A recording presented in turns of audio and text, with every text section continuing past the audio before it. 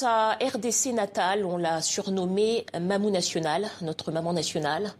Partout ailleurs, elle était connue comme la reine du Moutouachi, la danse de son peuple, qu'elle avait su promouvoir, moderniser, exporter. La chanteuse Tchala Moana est morte à l'âge de 64 ans. Retour sur son parcours avec Philippine de Clermont-Tonnerre.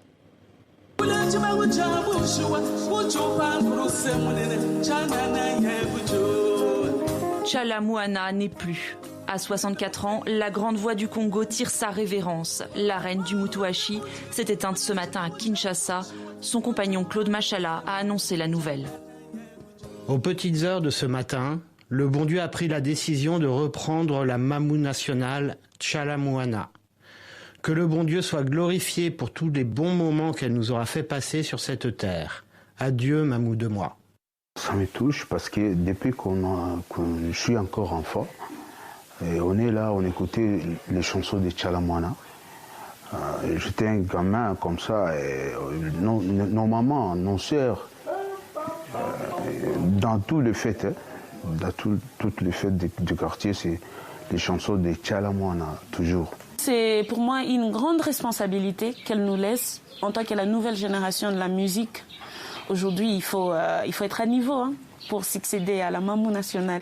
La Mamou nationale, la fierté d'un pays, le sien. La RDC perd une de ses plus flamboyantes artistes, ambassadrice hors pair de la musique congolaise, ayant propulsé les mélodies Moutouachi, du Kasaï de ses origines, au panthéon des rythmes africains.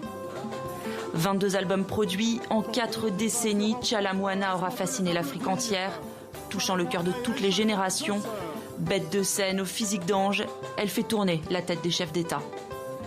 Un répertoire puisé dans le folklore Moutouachi, son qu'elle exporte en Côte d'Ivoire. C'est dans ce pays plaque tournante des talents africains que sa carrière décolle. Une ascension à laquelle assiste Yves Zogbo, animateur star de l'époque.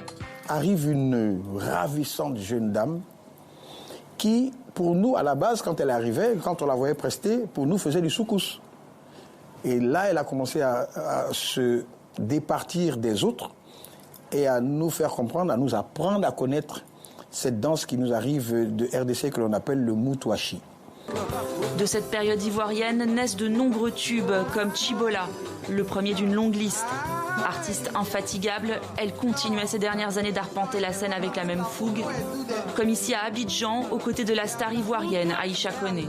Elle nous a quand même inspirés parce que son rythme, tel qu'il se danse et tout, le fond musical de la musique congolaise, voilà. Nous avons un truc en commun dans toute l'Afrique, c'est la rumba. Comme de nombreux artistes africains, Aïcha Koné s'est rendue à Kinshasa pour un dernier adieu à la reine du Moutouachi.